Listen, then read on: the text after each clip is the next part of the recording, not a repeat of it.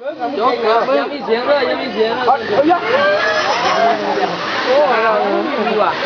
โอ้โหพวกแอ๊ะว่ะเล่นมอเราหลงผู้ใหญ่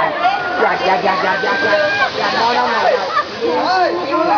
เราเล่นหลอกแล้ว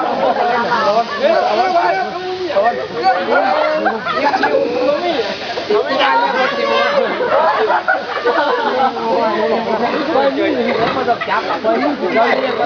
ป้าวัวไม่ได้แต่โอ้ยรู้มันไม่ยากอยู่ตรงปลายตีน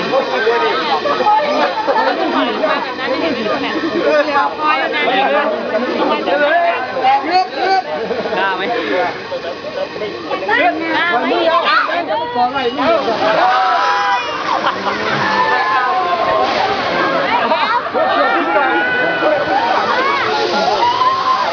แนะนำนะครับมีกินได้เต็มที่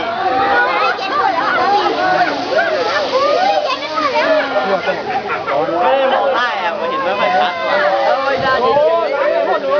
อ้อนหน้าแอมยังไงบ้าง